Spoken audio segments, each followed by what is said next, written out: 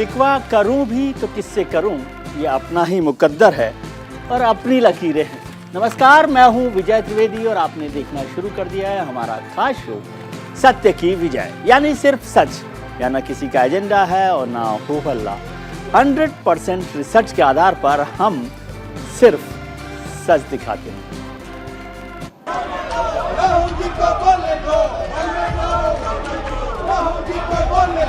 अब राहुल गांधी इस देश विरोधी टूल किट का परमानेंट हिस्सा बन गए। ये नड्डा जो बोल रहे हैं ये सरासर गलत है। ऐसे स्टेटमेंट को मैं कंडम करता हूं।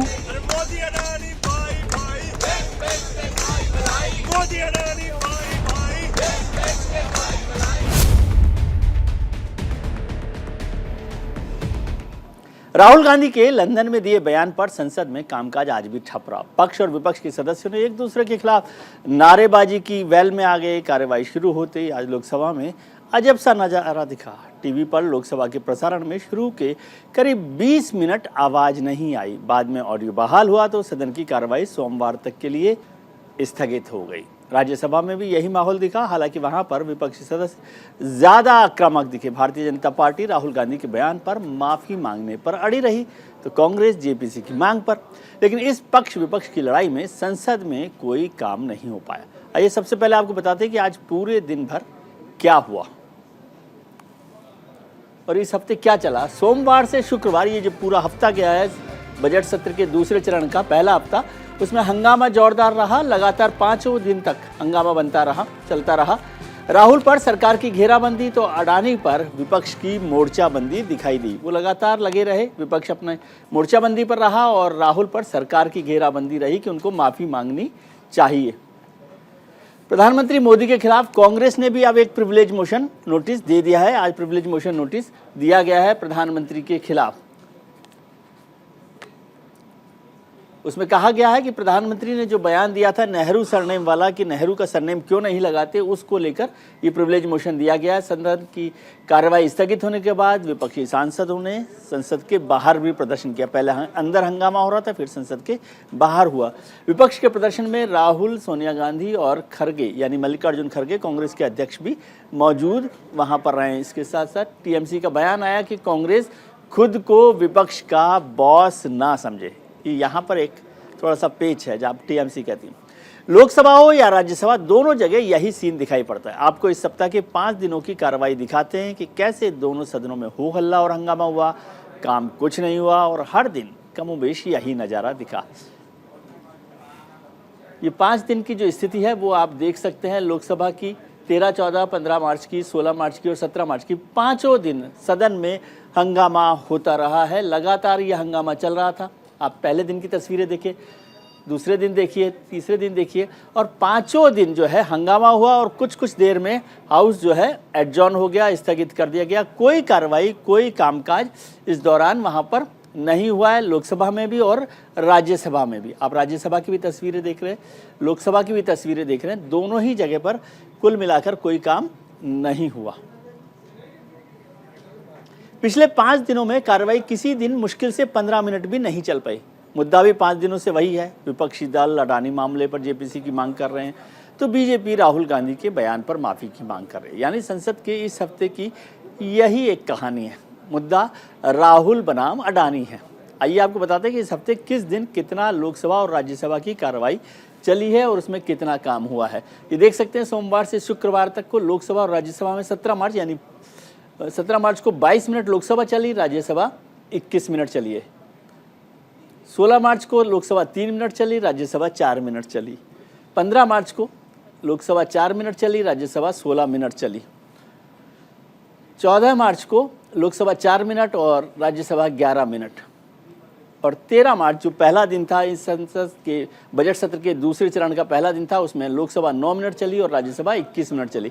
ये चलने का मतलब है कि उसी दौरान हंगामा होता रहा, कोई बड़ा कामकाज वहाँ नहीं हुआ जितनी देर भी चली है। आज जो हमारी संसद में हो रहा है वो बहुत कम देखने को मिलता है, क्योंकि 2008 के बाद ये पहली बार है जब सत्ताधारी दलों की वजह से, उनके हंगामे की वजह से संसद की कार्रवाई को स्थगित करना पड़ रहा है। ना तो सदन में किसी बिल पर चर्चा हो रही है और ना ही प्रश्नकाल और शून्यकाल का काम हो रहा है। स्पीकर साहब अपना स्थान ग्रहण करते हैं, उससे पहले ही शोर शराबा होने लगता है और कार्रवाई स्थगित हो जाती। ये बार बार हो रहा है, इसमें न तो उनका नुकसान है और न ही विपक्ष का नुकसान, आम जनता का नुकसान हो रहा है। वो कैसे हो रहा है इसको भी एक बार समझ लेते हैं कि माननीय कि जो हंगामा है उससे कैसे करोड़ों रुपए स्वाहा हो रहे हैं, जनता का जो पैसा है टैक्स में। यदि संसद की कार्रवाई को देखें तो आपको समझ में आएगा कि सप्ताह में 5 दिनों मंडे टू फ्राइडे यानी सोमवार से शुक्रवार तक संसद की कार्रवाई चलती है। हर दिन करीब 6 घंटे कार्रवाई चलती है, 11 बजे से शाम को 6 बजे तक। संसद चलाने में प्रत्येक मिनट का खर्च 2.5 लाख रुपए आता है, 2.5 लाख रुपए, 2.5 लाख रुपए पर मिनट। 5 दिन में 6 घंटे प्रतिदिन के हिसाब से 30 घंटे संसद चलनी चाहिए थी, लेकिन चली कुल मिलाकर 75 मिनट। और इन 5 दिन में सिर्फ 1.25 घंटे संसद चली है, यानी 75 मिनट के करीबन ये संसद चली है। तो यानी 75 मिनट की कार्रवाई पर 45 करोड़ रुपए खर्च हुए। यह है हमारे हिसाब का कि माननीयों के हंगामे से क्या हुआ। राहुल गांधी के बयान को लेकर भारतीय जनता पार्टी ने मोर्चा खोल रखा है, तो कांग्रेस भी आर पार के मूड में है। बीजेपी अध्यक्ष जेपी नड्डा ने आज एक वीडियो जारी कर राहुल गांधी पर निशाना साधा और कहा माफी तो मांगनी ही पड़ेगी। वहीं कांग्रेस अध्यक्ष मल्लिकार्जुन खड़गे ने भी पलटवार किया। क्या कहा है एक बार सुन लेते हैं। एक और आज भारत जहां प्रधानमंत्री मोदी जी के नेतृत्व में दुनिया की 5वीं सबसे बड़ी आर्थिक महाशक्ति बन रही है, वहीं जहां G20 की बैठक आज भारत में हो रही है, वहीं दूसरी ओर राहुल गांधी विदेशी धरती पर देश का अपमान कर रहे हैं, सदन का अपमान कर रहे हैं, देश की पूर्ण बहुमत से चुनी हुई सरकार का अपमान कर रहे हैं और देश के 130 करोड़ जनता का अपमान कर रहे हैं। राहुल गांधी जी, आपने विदेश की धरती पर कहा कि भारत में लोकतंत्र खत्म हो गया है और यूरोप और अमेरिका इसमें दखल देना चाहिए। इससे शर्मनाक बात क्या हो सकती है? ये नड्डा जो बोल रहे हैं ये सरासर गलत है। ऐसे स्टेटमेंट को मैं कंडम करता हूं और कोई माफी मांगने का सवाल नहीं है। हम जमकर उत्तर उसमें पार्लियामेंट में देंगे। राहुल गांधी जी को अगर मौका मिला जरूर सारी बातें वहां पर बताएंगे। तो इसीलिए वो डर रहे हैं, क्यों मौका नहीं दे रहे? खुद एंटी नेशनल है, हमारे को देशभक्ति के बारे में सिखाना नहीं है, वो खुद सीखना चाहिए। अगर इन 5 दिनों की कहानी देखें तो पक्ष हो या विपक्ष दोनों अपनी अपनी मांग पर अड़े हुए हैं, कोई भी पीछे हटने का नाम नहीं ले रहा। ऐसे में सवाल उठता है कि क्या अहम यानी ईगो की लड़ाई की वजह से संसद का कामकाज नहीं हो रहा, ठप हो रही है? क्या जेपीसी को हथियार बनाकर राजनीति चमकाने में लगे हुए हैं विपक्षी दल, या फिर क्या हमारे जनप्रतिनिधियों को जनता की चिंता ही नहीं है? आज इसी मुद्दे पर चर्चा करेंगे। हमारे साथ जुड़ रहे हैं खास मेहमान, भारतीय जनता पार्टी के प्रवक्ता सतीश लखेड़ा साहब हैं, आरजेडी के प्रवक्ता चितरंजन गगन साहब हैं, राजनीतिक विश्लेषक तहसीन पूनावाला साहब हैं और वरिष्ठ पत्रकार मेरे मित्र हरि कुमार साहब हमारे साथ जुड़े हुए हैं। आप सबका बहुत बहुत स्वागत है। हरि कुमार साहब, आपसे बात शुरू करते। राजनीति की बात तो होगी ही, लेकिन आपका इतना लंबा अनुभव है संसदीय पत्रकारिता को भी देखने का, संसद के कामकाज और राजनीति को देखने की। इस सब जो हंगामा हो रहा है, किस तरह से आप इसको देखते हैं? ये ईगो इशू है, पॉलिटिकल इशू है, क्या है मसला?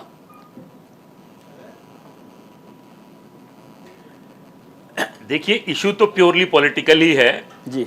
बीजेपी चाहती है कि भाई जो अडानी साहब के जो वो रिपोर्ट आई थी हिंडनबर्ग, उस पर चर्चा ना हो, और विपक्ष ये चाहता है कि साहब इस पे चर्चा हो और इस पे जेपीसी बनाई जाए जी। अब बीजेपी को एक मौका मिल गया है राहुल गांधी के इस विदेश पे जो उनके बयान आए हैं जी, कि भाई ये इस पे इन्होंने एंटी नेशनल कहा, डेमोक्रेसी हमारे यहाँ कहाँ खत्म हो रही है, ये तो बाहर की उसको ताकतों का अपने इंटरफेरेंस चाहते हैं। अब वो दोनों पक्षों ने ये तय कर लिया है, वो ये चाहते हैं कि भाई अडानी और उस पर जिक्र ना हो, और ये चाहते हैं कि भाई राहुल गांधी पे जिक्र ना हो, जेपीसी पे बहस हो जाए।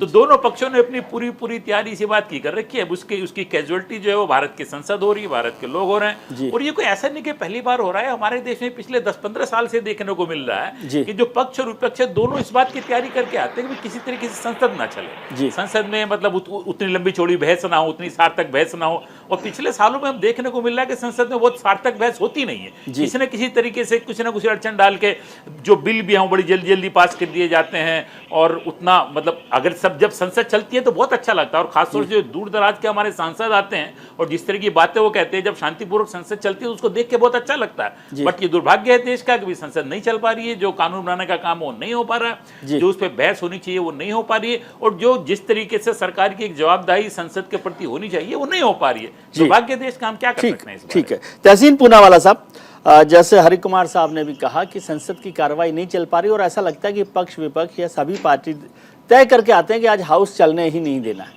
सरकार का जो बिजनेस, गवर्नमेंट बिजनेस का नुकसान हो रहा है वो तो है, लेकिन संसद अगर नहीं चलती है तो मेरे हिसाब से सबसे बड़ा नुकसान विपक्ष का होता है, क्योंकि वो जो अपनी बात है या सरकार के खिलाफ सवाल उठाने की जो एक्सरसाइज है वो पूरी नहीं कर पाता। यदि मैं इसको दूसरे शब्द में कहूँ तो संसद नहीं चलती तो मोटे तौर पर सरकार को ही फायदा होता है कि आराम से रहते हैं वो। जी विजय जी, दोबारा से आपके शो में शिरकत कर रहा हूँ, इसलिए मैं आपका शुक्रगुजार हूँ। सभी आपके दर्शकों, फेलो पैनलिस्ट को नमस्कार कहते हुए आपने बिल्कुल सही फरमाया। एक पार्लियामेंट्री प्रोसीजर में या पार्लियामेंट्री डेमोक्रेसी में ऐसा कहा जाता है कि संसद, the house, belongs to the opposition, विपक्ष का होता है और चलाने की जिम्मेदारी सरकार की होती है। जी। ये माननीय अरुण जेटली जी स्वर्गवासी सुषमा स्वराज जी ने कहा था कि संसद चलाने की जिम्मेदारी सरकार की होती है। तो जो पहले स्पीकर जो बात कर रहे थे बिल्कुल सही उन्होंने कहा, सरकार चाहती नहीं कि डिबेट हो किसी भी विषय पर, चाहे एक इंडस्ट्रियलिस्ट का विषय हो, चाहे अर्थव्यवस्था का विषय हो, चाहे नौकरियां के विषय हो, क्योंकि वो नहीं चाहते कहीं ना कहीं कुछ मामले को उठाकर वे ले आए पार्लियामेंट के अंदर ताकि पार्लियामेंट डिस्टर्ब हो। विजय जी, आपने पार्लियामेंट को बहुत कवर किया है। आपने आज तक इस मुल्क के इतिहास में देखा है कि सरकार पार्लियामेंट नहीं चलने देती है जी। अक्सर ये होता है कि ऑपोजिशन डिस्ट्रप्शन करती है। पहली बार देश के इतिहास में हो रहा कि सरकार डिस्ट्रप्शन कर रही। क्यों? कि सरकार का फायदा है कि पार्लियामेंट नहीं चले। बिल्कुल सही, वो नहीं चाहती कठिन सवाल। पहली चीज हम राहुल गांधी जी पे आते हैं। राहुल गांधी जी ने क्या कहा लंदन में, क्या नहीं कहा, उस पर हम आते हैं। अगर उन्होंने कोई बात गलत की, मान लो कोई बात गलत की, मैं तो मान लूँ, तो इसकी दो ही सोल्यूशन है, या तो आप उन पर कानूनी कार्रवाई करें, गृह मंत्रालय अमित शाह जी के पास है, दिल्ली पुलिस उनके पास है, या तो आप कानूनी कार्रवाई करें। दूसरा, क्योंकि इस पार्लियामेंट के अंदर 3 मंत्रियों ने उन पर आरोप लगाए, पार्लियामेंट के अंदर उनको यह अधिकार दिया जाए कि उन आरोपों का खंडन करें, उन आरोपों का जवाब दें। अब पार्लियामेंट्री प्रोसीजर में ये होता है विजय जी, मान लो आप और मैं दोनों पार्लियामेंट में, अगर मैं आप पे आरोप लगाता हूं, पार्लियामेंट्री प्रोसीजर ये बताता है कि आपको बोलने का पूरा अधिकार है, उन आरोपों का खंडन करने का, उन आरोपों का जवाब देने का। ये पार्लियामेंट्री प्रोसीजर है। आप काहे राहुल गांधी को अधिकार नहीं दे रहे बात करने के, काहे आप उसे रोक रहे? जब 3 मंत्री आए, जब उन्होंने राहुल गांधी पे आरोप लगाया, क्या वे स्पीकर के पास गए? क्या उन्होंने बिजनेस कमेटी में उन्होंने कोई एप्लीकेशन डाला कि हमें राहुल गांधी पे आरोप लगाना? नहीं, उस दिन पार्लियामेंट में आरोप लगा दी। तो अब राहुल गांधी को आप अपॉर्चुनिटी दीजिए अपनी बात रखने का। आप क्यों अपॉर्चुनिटी नहीं दे रही? तो आप उस पर कानूनी कार्रवाई कीजिए। ये कौन सी बात हुई कि अब पार्लियामेंट नहीं चलने देगी, देश के मुद्दों पर हम डिस्कशन नहीं करें क्योंकि ताकत राहुल गांधी जी ने कुछ गलत बात की है लंदन के अंदर। तीसरी चीज से मैं अपनी बात समाप्त करूंगा। अगर राहुल गांधी जी से अपॉलजी चाहती है विपक्ष या भारतीय जनता पार्टी सरकार चाहती है, तो पहले नरेंद्र मोदी जी अपोलोजाइज करेंगे जब उन्होंने कहा कि 2014 के पहले किसी भी भारतीय को गर्व नहीं था अपने आप को भारतीय कहने के लिए। क्या नरेंद्र मोदी जी इस बात के लिए अपोलोजाइज करेंगे कि जर्मनी में जाके उन्होंने कहा कि इसके पहले भारत भीख का कटोरा लेकर जाता था, और अरुण जेटली जी पार्लियामेंट में खड़े होकर उन्होंने कहा कि प्रधानमंत्री का पूरा अधिकार है अब्रॉड जाकर जो उन्हें बोलना है वो बोले, उन पर कोई गैग नहीं लग सकता। मैं दोबारा से कहता हूं, प्रधानमंत्री नरेंद्र मोदी जी ने जर्मनी में कहा भारत भीख का कटोरा लेकर जाता था। इसके लिए माफी मांगेंगे प्रधानमंत्री जी? मैं सिर्फ सवाल पूछता हूं जी। सतीश लखेड़ा साहब, ये बात महत्वपूर्ण है कि पहली बार ऐसा दिख रहा है। हो सकता है और कोई उदाहरण हो, क्योंकि पहली बार कुछ नहीं होता, लेकिन संभावित तौर पर भी पहली बार मान लूं कि सत्तारूढ़ दल जो है वो हाउस नहीं चलने दे। हालांकि मैं ये मानता ही हूँ कि हाउस नहीं चलता तो सरकार का ही फायदा होता है कुल मिला के, क्योंकि सरकार कटघरे में नहीं खड़ी हो पाती। लेकिन आप समझते हैं कि सरकार की जो जिम्मेदारी होती है, एक मॉरल रेस्पॉन्सिबिलिटी भी होती है कि हाउस चलाने की, वो आप उससे बच रहे हैं, और जो गवर्नमेंट बिजनेस है वो भी नहीं हो पा रहा।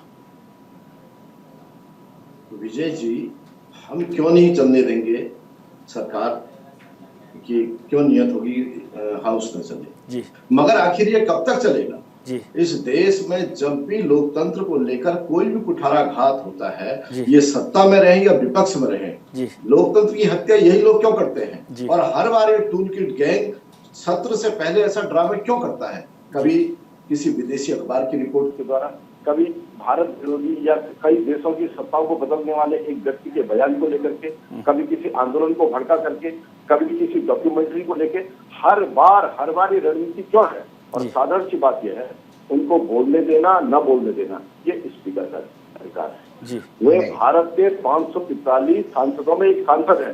सर, स्पीकर को अधिकार तो तब मिलता है कि जब आप वेल में आ जाएंगे और हाउस को चलने नहीं देंगे, तो फिर कैसे स्पीकर भी मौका देंगे? हाँ, तो भारतीय जनता पार्टी एक पॉलिटिकल पार्टी है। पॉलिटिकल पार्टी डिमांड करती है कि भारत की संसद का एक सांसद विदेश में जाकर भारत का अपमान कर रहा है, और एक बार नहीं कर रहा है। कांग्रेस पार्टी का एजेंडा बार विदेश में जाके मदद मांगना हो, मणिशंकर अय्यर हो या सलमान खुर्शीद हो या अपने राहुल गांधी हो, और राहुल गांधी 2017 से लगातार करते आ रहे हैं। तहसीन साहब ने कुछ उदाहरण गिनाए थे, उस पर भी आप कुछ चर्चा करना चाहते हैं? तहसीन साहब, देखिए, कांग्रेस पार्टी की दिक्कत क्या है, वो हर चीज को अपने साथ मोड़ के देखना चाहती है। वो कहती है क्यों माफी मांगे? अरे साहब, माफी न मांग के आप कितने सिमट गए। आपने आपातकाल में माफी नहीं मांगी, आपने 84 के दंगे पे माफी नहीं मांगी, आज आप नहीं मांग रहे हैं। इसका खामियाजा आपको जनता से होगा। आप भारत को विजय जी 10 सेकेंड, आप भारत को यूनियन ऑफ स्टेट कहते हैं, आप भारत गणतंत्र का पासपोर्ट लेके बाहर गए हैं। आप जहां भी बात कर रहे हैं भारत गणतंत्र के सांसद के रूप में बात कर रहे हैं। आपके नाना जी ने जो संघर्ष किया, आपके नाना जी देश के प्रधानमंत्री रहे, दादी जी रही, पिताजी रहे, वो कहाँ गए? यूनियन ऑफ स्टेट के प्रधानमंत्री रहे। आप भारत के ढांचे के अस्तित्व पे सवाल खड़ा करते हैं, ये साधारण बात नहीं है।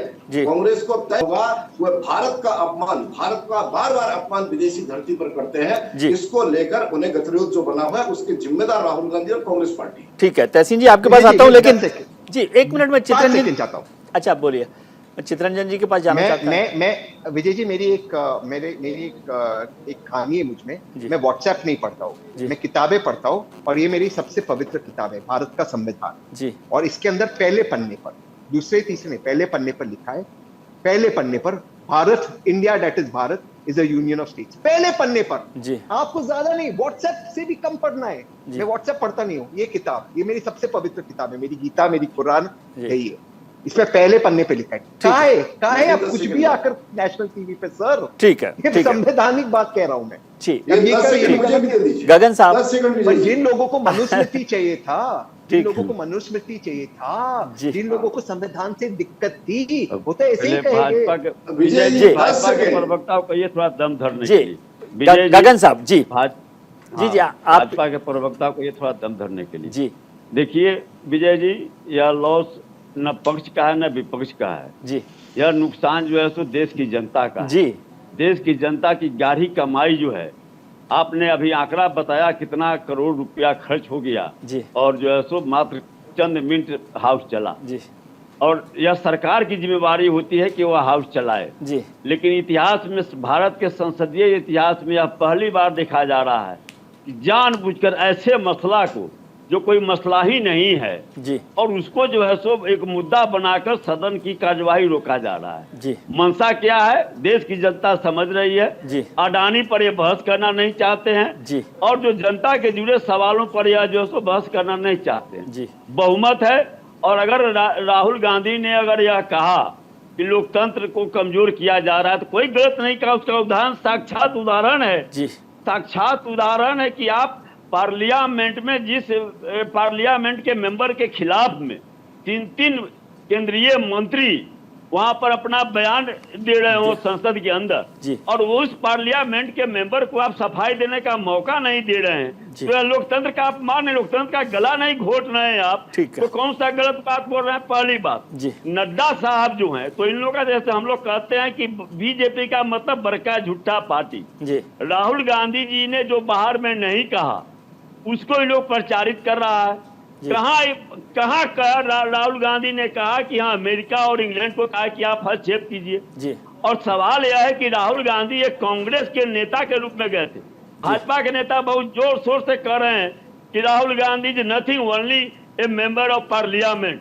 मैं मान रहा हूँ राहुल गांधी कुछ नहीं है जी। नहीं कुछ नहीं है, एक पार्लियामेंट के मेंबर हैं। लेकिन नरेंद्र मोदी जी देश के प्रधानमंत्री की हैसियत से विदेश में जाकर और कहते हैं कि यहाँ कटोरा लेकर घूमते थे जी। या ठीक है, वो तो तहसीन साहब ने भी इस बात का जिक्र कर दिया जी।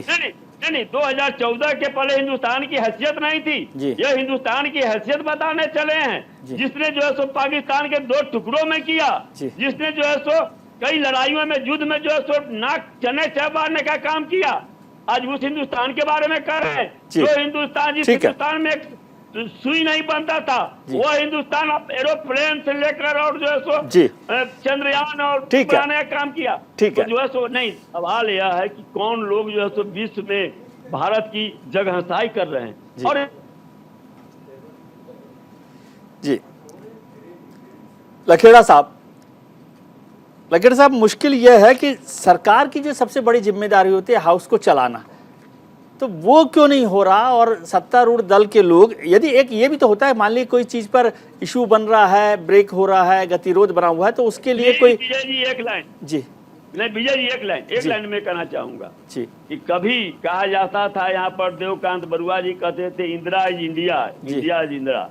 आज उससे बढ़कर कहा जा रहा है मोदी जी भगवान।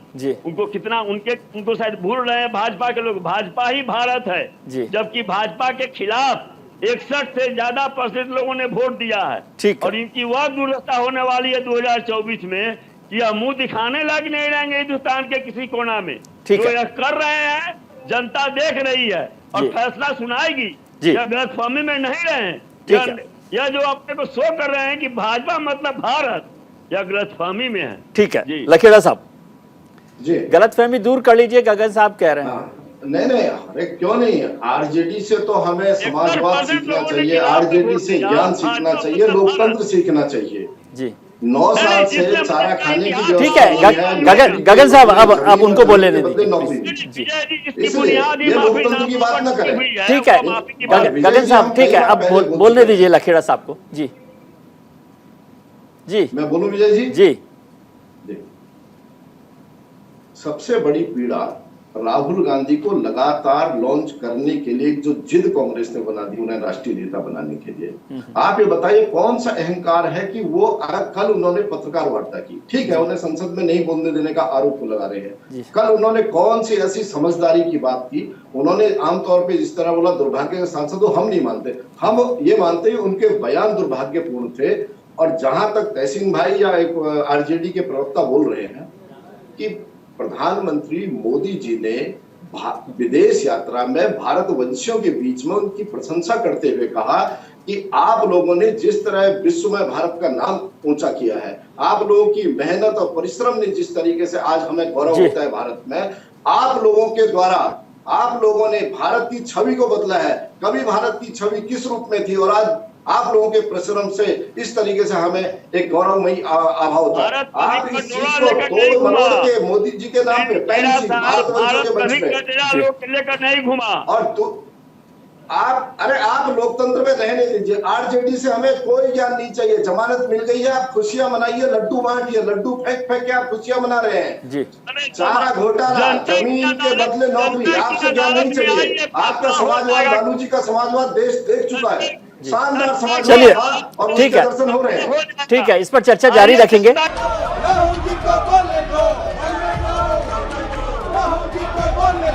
अब राहुल गांधी इस देश विरोधी टूल किट का परमानेंट हिस्सा बन गए। ये नड्डा जो बोल रहे हैं ये सरासर गलत है। ऐसे स्टेटमेंट को मैं कंडम करता हूं।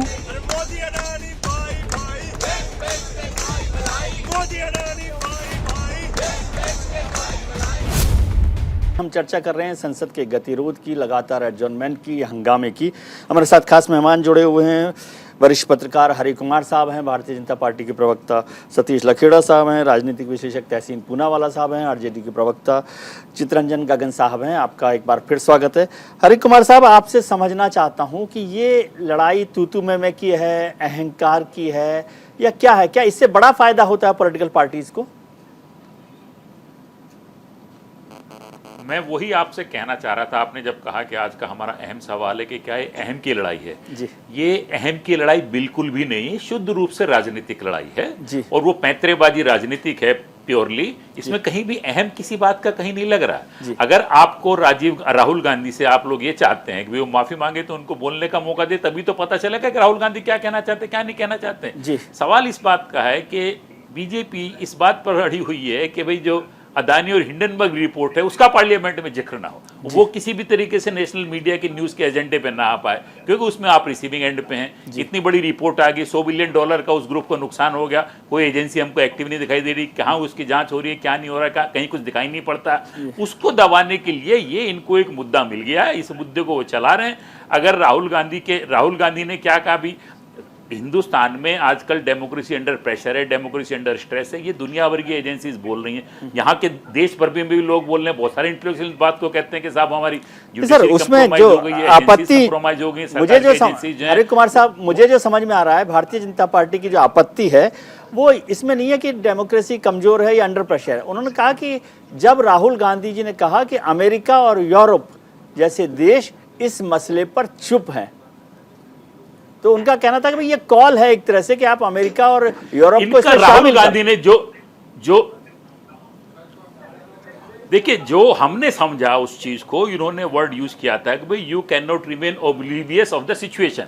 इस पॉइंट पर मुझे लगता है कि थोड़ा सा उनको कॉशियस होना चाहिए था, और इस मसले का उनके इस सेंटेंस के डिफरेंट इंटरप्रिटेशंस लगाए जा रहे हैं कि भाई उन्होंने क्या कहा, इसका मतलब क्या है। बीजेपी ने एक मतलब उसका निकाल लगा, साहब आप तो उनको निमंत्रण देने का, हमारे यहाँ आके आप इंटरफियर करिए। अब ऐसा तो उन्होंने नहीं किया, उन्होंने ये कहा था कि साहब you can not remain oblivious of the situation. मुझे भी लगता है कि शायद उनको इस लाइन का इस्तेमाल नहीं करना चाहिए। और इसका मतलब आप क्या समझते हैं? आप उनको मौका दीजिए, वो कहें अपनी बात बताएं, उन्होंने क्यों कहा, क्या कहा। जी हेलो, आपका अमेरिका पर भी बहुत स्टडी है, आप सब उस पर वहां पर काम देख रहे हैं। आप अमेरिका की डेमोक्रेसी और हिंदुस्तान की डेमोक्रेसी को कैसे देखते हैं? क्या आपको लगता है कि कोई अमेरिका के प्रेसिडेंट या अमेरिका के कोई सेनेटर हिंदुस्तान में आके अमेरिका की ऐसे आलोचना करें या कहें कि भारत क्यों चुप है इस मसले पर? मैं चाइना और पाकिस्तान की बात की डेमोक्रेसी में और हमारी डेमोक्रेसी में बहुत अंतर है जी।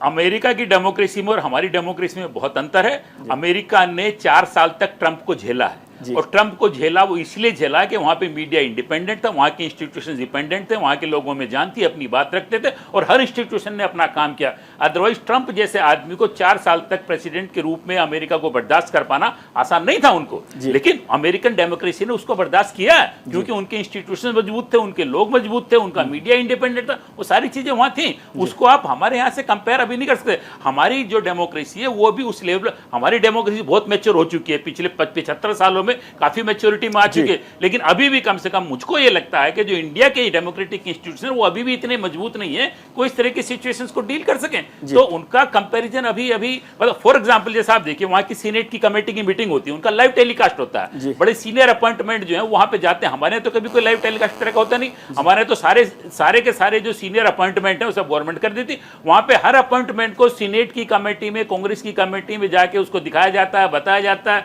जो उनके सांसद होते हैं उनसे सवाल पूछते हैं, उसका लाइव टेलीकास्ट किया जाता है। वो बहुत ट्रांसपेरेंट सिस्टम है सारे के सारे, और उस ट्रांसपेरेंसी की वजह से वो जो है इस तरह के झटकों को झेल जाते हैं। हमारे सिस्टम में अभी विजय जी उतनी ट्रांसपेरेंसी नहीं आई है, हमारी डेमोक्रेसी के फंक्शनिंग में अभी उतनी ट्रांसपेरेंसी नहीं है, आनी चाहिए, उस तरफ हम प्रोग्रेस कर रहे हैं, प्रोग्रेस हमारी स्लो है जी।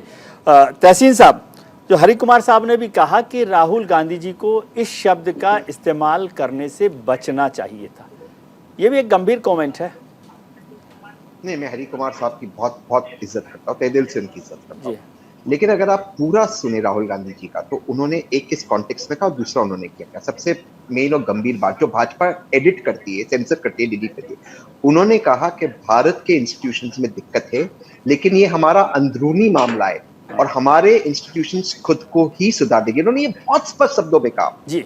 उन्होंने कभी नहीं कहा अमेरिका, यूरोप, कोई भी मुल्क अपने बूट्स ले आए भारत के अंदर। बूट्स कौन लाया था भारत के अंदर? पठानकोट में आईएसआई को न्योता दिया था माननीय प्रधानमंत्री नरेंद्र मोदी जी। मैं डाइवर्ट नहीं करना चाहता हूँ। उन्होंने जिस कॉन्टेक्स्ट में कहा, उन्होंने उस कॉन्टेक्स्ट में कहा, वो जर्नलिस्ट के साथ बैठे हुए थे, पत्रकारों के साथ, और उन वरिष्ठ पत्रकारों को बीबीसी के स्पेसिफिक रेड्स के बारे में कहा कि ब्रिटिश सरकार को इसमें बात करना चाहिए, क्योंकि रेड नहीं होना चाहिए किसी भी मीडिया चैनल के ऊपर। वो उस कॉन्टेक्स्ट में कह रहे थे। बट जो वो कहते हैं कि लेकिन हमारे अंदरूनी इंस्टीट्यूशंस में जो कमजोरी है, हमारा साहब जैसे बीजेपी एक लाइन को एडिट कर रही है, वैसे ही आप एक लाइन को एडिट कर रहे हैं कि जो उन्होंने कहा कि ऑब्लिवियस, तो उसको आप भी एडिट मत कीजिए ना, उसका भी तो कोई मतलब है। आप तो अंग्रेजी के विद्वान हैं। मैं तो ऑब्लिवियस तो इजी शब्द है, सॉफ्ट शब्द है, बेटा और कठोर शब्दों का इस्तेमाल कर रहा हूं। उन्होंने कहा कि चलो ऑब्लिवियस शब्द का इस्तेमाल करते हैं कि ब्रिटिश सरकार को ऑब्लिवियस नहीं होना चाहिए। बीबीसी पे जो रेड हुआ, और बीबीसी क्या, कल आपके चैनल न्यूज इंडिया पर हो, किसी भी चैनल पे रेड मीडिया पर नहीं होना चाहिए लोकतंत्र पे। अगर आप मर्डर ऑफ डेमोक्रेसी है, अगर हम अमृत काल में, अमृत ख्याल नहीं है, तो फिर किसी भी मीडिया चैनल पे रेड्स नहीं होना चाहिए। इसमें गलत क्या कहा उन्होंने? ये तो अच्छी बात कही उन्होंने, इस पे उनको उनकी तारीफ होनी चाहिए। और इस बात को एडिट किया जा रहा है कि उन्होंने कहा हमारी इंस्टीट्यूशंस को सुधारने की जिम्मेदारी हमारी है, हम खुद उन्हें सुधारेंगे। ये बहुत अहम बात है जिसको भाजपा एडिट पे। मैं एक चीज और कहना चाहता हूँ, मैं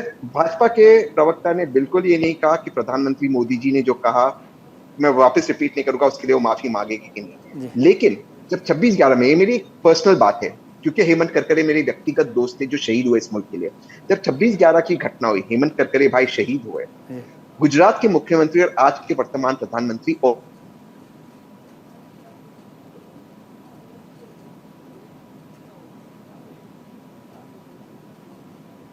आपका कनेक्शन नहीं मिल पा रहा है तहसीन साहब। लखेड़ा साहब, आप कुछ जोड़ना चाह रहे थे? जोड़ना नहीं चाह रहा था, मैं अपनी बात कहना चाह रहा था काफी देर से। जी, हरि कुमार जी सीनियर जर्नलिस्ट हैं, मगर अपने को हमारी कमतर आंकने का मनोविज्ञान इतना ज्यादा है जी। हम मदर ऑफ डेमोक्रेसी हैं और हमें इतिहास नहीं, हजारों साल पुराने सिस्टम में हम बताते हैं कि हमारा लोकतंत्र बड़ा मजबूत रहा है, जहां आम आदमी की आवाज सुनी गई जी। आप कह रहे हैं कि ट्रंप को बर्दाश्त किया होगा उन लोगों ने। हम भी तो इस लोकतंत्र की सेवा करते हुए कांग्रेस इतने सालों से बर्दाश्त कर रहे हैं, उनके नेताओं को बर्दाश्त कर रहे हैं, उनकी गलतियों को बर्दाश्त कर रहे हैं जी। मगर सबसे बड़ी बात है, जहां अभी तहसीन भाई कह रहे थे जी, एक बयान को लेकर कह रहे थे, विजय जी आप 10 सेकंड दीजिएगा। उन्होंने कहा चीन प्रकृति के साथ विकास कर रहा है जी। आप भारत की प्रकृति के मूल्यों के साथ आपको कुछ नहीं दिखाई देता है जी। इतनी बड़ी बात आप कहेंगे गलवान के घाव के बाद जी। हम प्रकृति को भगवान मानते हैं जी। प्रकृति के साथ हम विकास करते हैं। और सबसे बड़ी बात है कि मैं उत्तराखंड से आता हूँ, बनी बनाई पूरी योजनाएं प्रकृति बचाने के लिए गंगा पे पाला मनेरी, लोहारी नागपाला, भैरव घाटी 3 योजनाएं हमने इसलिए बंद कर दी कि प्रकृति से छेड़छाड़ है। भारत प्रकृति के नॉर्म्स के सम्मान करता है और वो इन्हीं कांग्रेस काल में हुई थी सारी चीजें। ठीक है, मगर आप विदेश की दूसरी चीज, आप फ्रीडम ऑफ स्पीच की बात कर रहे हैं विजय जी, क्या आप नहीं देखते हैं जी?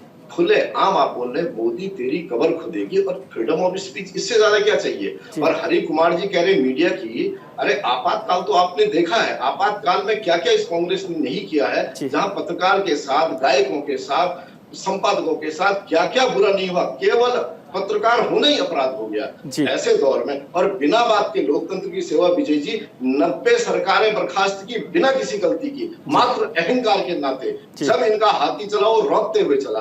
आप लोकतंत्र को लेकर, भ्रष्टाचार को लेकर इन बातों के कहने की स्थिति अब इतने सालों में नहीं रही कांग्रेस की। ठीक है, इसीलिए अप्राकृतिक बयानों से वो ध्यान अपने पर आकर्षित कर रहे हैं और ये रोज पार्लियामेंट के बाहर ड्रामा कर रहे हैं। ठीक है गगन साहब, एक मोटी बात मैं समझना चाहता हूँ, सब बातें हो रही है, जो बीजेपी की सबसे बड़ी नाराजगी है वो ये है कि विदेश की धरती पर क्या आप देश को बदनाम करना चाहते हैं?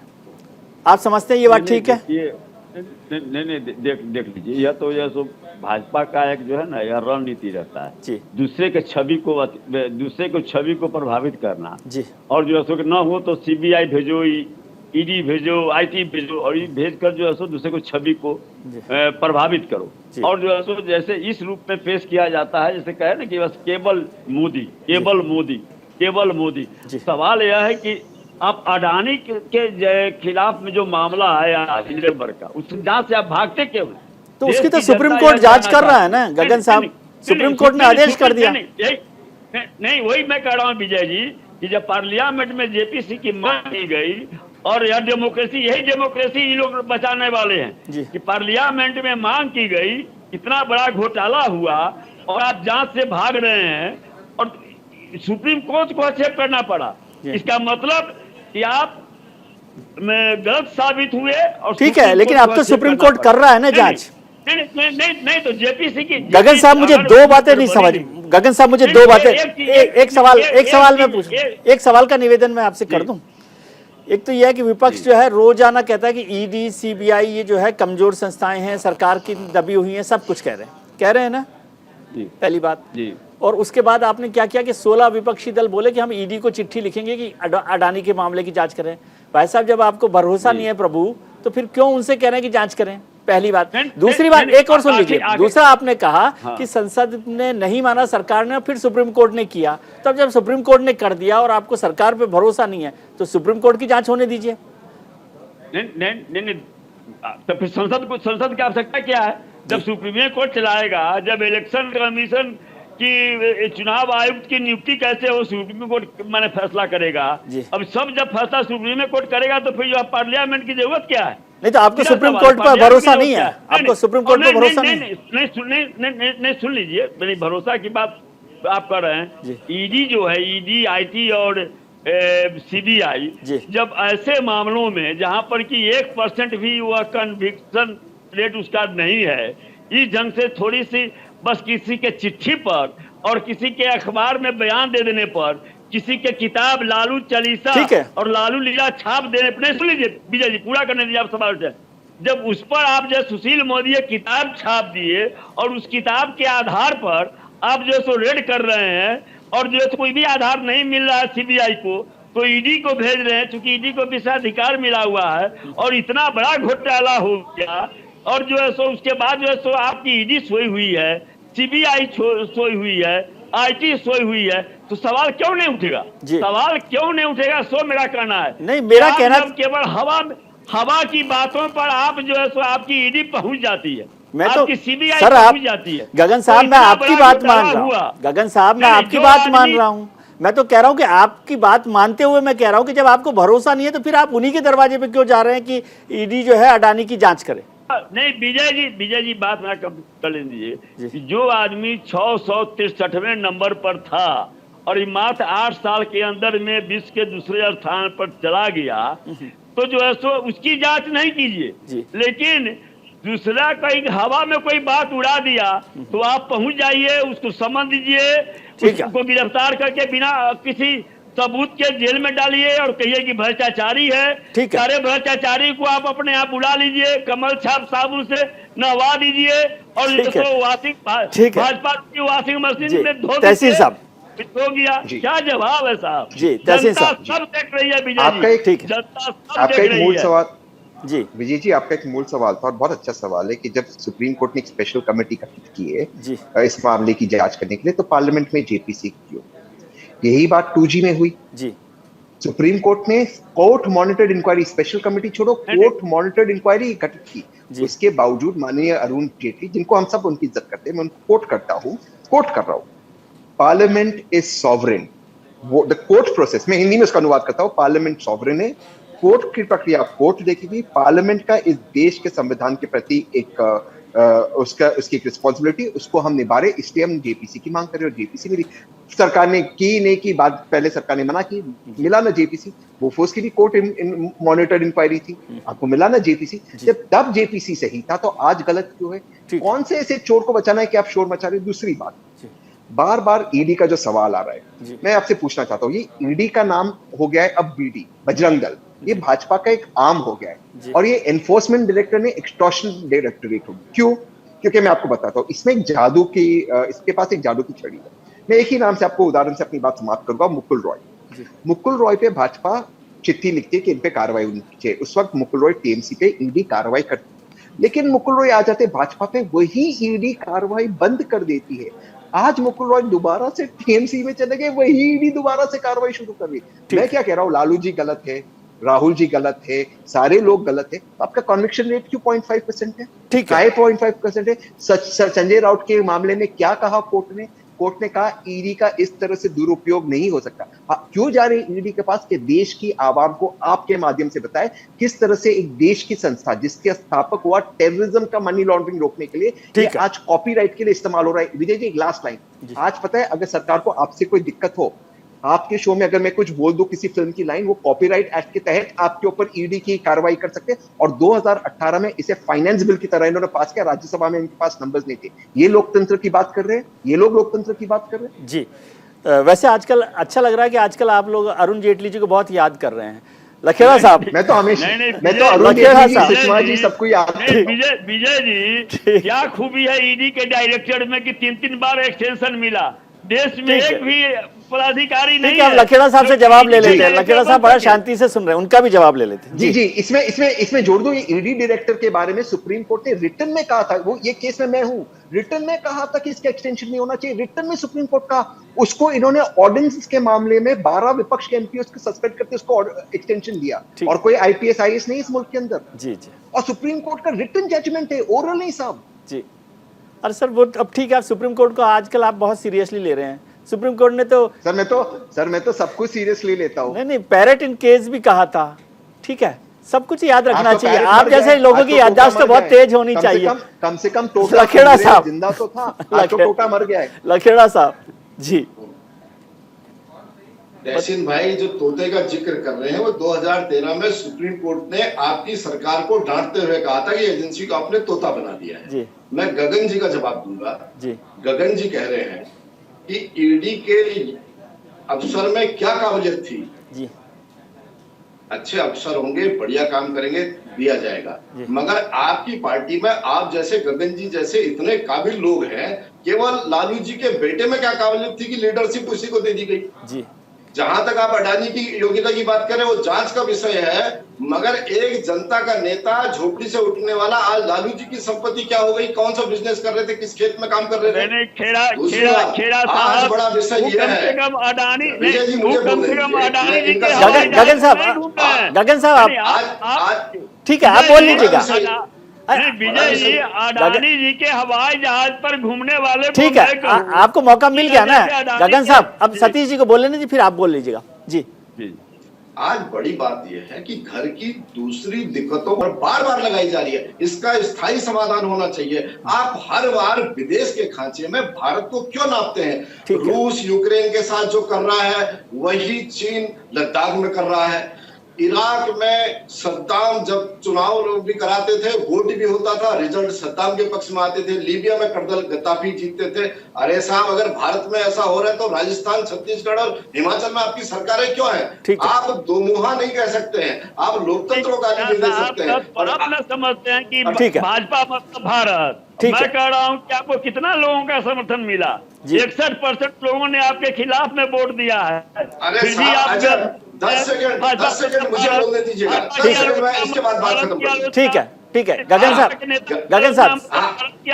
गगन साहब सतीश जी बात खत्म कर दे, आप बोलिएगा। मैं आपको आप 10 सेकंड की बात कर, आप समर्थन की बात कर रहे हैं। वाकई राजनीतिक दलों में भी समर्थन की सूचिता होनी चाहिए।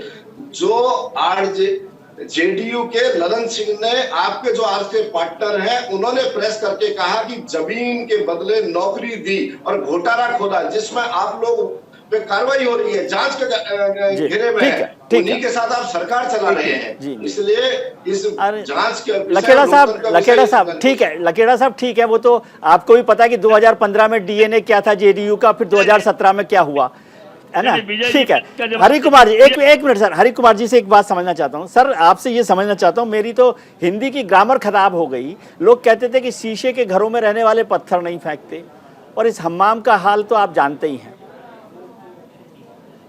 सुन लीजिए तहसीन जी, ये तो देखिए राजनीति है, ऐसी ही चलती है, ऐसी ही चलती रहेगी। जब आप विपक्ष में होते हैं तो वही मीडिया आपको अच्छा लगता है। हमारे प्रधानमंत्री महोदय ने 2013 में स्पीच दी थी, कहा था बीबीसी के बारे में, अभी उस बीबीसी परेड हो रही है। 1975 में उसी कांग्रेस ने बीबीसी को बाहर किया था, मार्क टेली को पर्सोना नॉन ग्रेटा किया था। हमारे जेटली साहब ने एक आर्टिकल लिखा था, आपको ध्यान होगा विजय जी, के in parliamentary democracy to install the parliament is a legitimate tool for the opposition, है ना। वो लगता है कि वो टूल अब उस आर्टिकल में थोड़ा चेंज कर देना चाहिए, अपोजिशन के बजाय उसमें रूलिंग पार्टी लिख दें, that tool is available to the ruling party now. तो मतलब सरकारें बदलती रहती हैं, जब आप विपक्ष में होते हैं तेवर कुछ और होते हैं, जब सत्ता में होते हैं तेवर कुछ और होते हैं, ऐसे ही चलता रहेगा। जी गगन साहब जी। नहीं, मैं कह रहा था कि बार बार भाजपा के लोग ललन सिंह की बात उड़ाते हैं, तो मैं वो कहना चाहूंगा कि ललन सिंह ने कंप्लेन किया, बिल्कुल सही बात है, और उस कंप्लेन पर आदरणीय तत्कालीन प्रधानमंत्री मनमोहन सिंह ने जांच की। जांच में वह जो है सो आधारहीन पाया गया, क्लोज कर दिया गया। बाद में ममता जी जब रेल मंत्री हुई, ममता जी ने पुनः उस फाइल को खुलवाई, पुनः उसकी जाँच करवाई, और वह जो है सो पाया गया कि हाँ साहब यह आधारहीन है, इसमें कोई तथ्य नहीं है, क्लोज कर दिया गया। तो ललन सिंह का मामला तो वहीं क्लोज हो गया। अब वह जो जिस फाइल को 2-2 बार क्लोज किया गया, उसको लेकर आप खोल रहे हैं, उसमें भी FIR में जिसका नाम नहीं है, जिसका कहीं केस में चर्चा नहीं है, वो जो व्यक्ति उस समय नाबालिग था, उसको आप जबरन उसको जो है उस पर आप सम्मन जारी कर रहे हैं और हाई कोर्ट के सामने आपको कहना पड़ रहा है कि मैं गिरफ्तार नहीं करूंगा।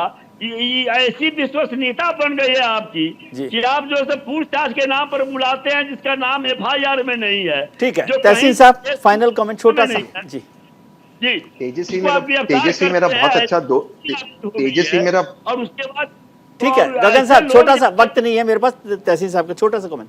जी, तेजस्वी मेरा बहुत अच्छा दोस्त है और मैं उनकी इजाजत से कह रहा हूँ, जब इन्होंने तेजस्वी के खिलाफ झूठ चालू किया, आपको याद है विजय जी 100 करोड़ की जमीन है, 200 करोड़ का फ्लैट है, कहाँ है? ट्रायल कोर्ट जज ने कहा है, वर्बैटम कोट कर रहा हूं मैं, यहाँ बैठा हूं, एक सबूत ले आओ, एक सबूत। आज तक सबूत उन्होंने पेश नहीं किया। हाई कोर्ट में जाकर, जैसे इन्होंने कहा, बिल्कुल सही, हाई कोर्ट में जाकर कहा हमारे पास कुछ नहीं, गिरफ्तार करने के लिए हम सिर्फ पूछताछ के लिए बुला रहे हैं, हम उम्मीद करते तेजस्वी कॉपरेट करेंगे। तो कहां से ये आया 100 करोड़ की जमीन, ये करप्ट है, ये भ्रष्ट है? कहाँ है वो 100 करोड़ की जमीन? कहाँ है वो 200 करोड़ का फ्लैट? कहाँ है वो घर? बताइए ना। कार्ति चिदम्बरम, स्पेन के अंदर फ्लैट है, बॉम्बे के अंदर टेनिस कोर्ट है। चलिए विजय जी, आपको मुझे ले जाए, ईडी दिखाए टेनिस कोर्ट। ठीक है, आज 6 साल हो गए, दिखाए ना टेनिस कोर्ट, दिखाए ना स्पेन के अंदर फ्लैट। जी, लखेड़ा साहब बहुत छोटा सा कमेंट, लेकिन ये तहसीन साहब समझ नहीं रहे, ये लीगल बात कर रहे हैं। आपकी तो अदालत ही जनता की अदालत है, जहाँ परसेप्शन से काम चलता है, फैक्ट्स पे क्या चर्चा करना। नहीं, वाकई इसीलिए मैं हरि कुमार जी के लिए भी कह रहा हूँ कि देश देख रहा है आजकल का जो गतिरोध है, और जो झंडे गाड़ के विदेश से आए हैं, छोटे छोटे बच्चे जब लड़के आते हैं, छोटा सा मेडल लाते हैं, गर्व होता है, वो देश का नाम ऊंचा करते हैं। हमारे तो इतने बड़े परिवार के नवासे युवराज जब बाहर जाते हैं, भारत के खिलाफ बोलते हैं, और लगातार ये पूरा इतिहास आया है कि आप उनके प्रति क्या आपकी सॉफ्ट कॉर्नर है। क्वात्रोची के जमाने से लेके भोपाल गैस कांड के आरोपी से लेके आप लगातार कृपा उन पे करते रहते हैं और सदैव भारत को कमतर आंकते हैं। इस बार भारतीय जनता पार्टी का स्टैंड है कि कम से कम कांग्रेस पार्टी देश में राजनीति करे, विदेश के मंच का उपयोग न करे। भारत में आपने लंबे समय राज किया है, इसलिए भारत के लोगों में विश्वास करें। आपने चुनाव यही लड़ना है, यहीं की पार्लियामेंट में जाना है, तो आप 2 हाथों से ताली बजाने के लिए 7 समुद्र पार का हाथ क्यों ढूंढ रहे हैं? ठीक है, यही हाथ मिल जाएंगे। चलिए, बहुत बहुत शुक्रिया आपका, हरि कुमार साहब आपका, तहसीन साहब आपका, सतीश जी आपका, गगन साहब आपका, कि आपने वक्त निकाला। बहुत शुक्रिया। आज हमने शो की शुरुआत में आपसे एक सवाल पूछा था कि क्या अहम की लड़ाई की वजह से संसद का कामकाज ठप हो रहा है। 65% लोगों ने हाँ के पक्ष में वोट दिया है, वहीं 35% लोग इसके पक्ष में नहीं हैं। यानी आप समझ सकते हैं कि लोगों का मन में क्या है। आपने नेताओं की बात सुनी, पैनलिस्ट की बात सुनी, अब छोटी सी बात मेरी भी, यानी विजय भी। आज का शब्द है स्थगित, अंग्रेजी में कहा जाए तो एडजॉर्नमेंट। आजकल ये शब्द बहुत प्रचलन में है, बार बार हर टीवी चैनल की स्क्रीन पर ये आपको दिख जाता है। जब जब ये लिखा जाता है कि संसद की कार्रवाई शुरू, तो 1-2 बार स्क्रीन पर चलती है टीवी के, और फिर एकदम से लाइन आ जाती है चेंज होकर कि बदल कर स्थगित, सदन की कार्रवाई स्थगित। देश के माननीयों के लिए ये एक शब्द से ज़्यादा कुछ नहीं है, लेकिन किसी नौकरी पेशा की ज़िंदगी में स्थगित होना एक दाग के समान होता है। उसके करियर पर ना धुलने वाली छाप होती है, ना भूलने वाली छाप होती है। लेकिन लोकतंत्र के मंदिर में संसद का बार बार स्थगित होने से इन माननीयों के कोई असर नहीं पड़ता। जिस तरह आम जनता का पैसा पानी की तरह संसद की कार्रवाई के लिए बहा जाता है, वो सारा पैसा हंगामे के काम आता है, और जिसके बाद होता है स्थगन। और ये सवाल पैसे का ही नहीं है, जनता के जो आम सवाल हैं, महत्वपूर्ण सवाल हैं, उस पर भी चर्चा नहीं हो पाती। खैर, आप खुद समझदार हैं। आज के कार्यक्रम में इतना ही। उम्मीद करता हूं कि आपका आने वाला कल आज से बेहतर हो। आप अपना ख्याल रखिए और उनका ख्याल रखिए जो आपका ख्याल रखते हैं। नमस्कार।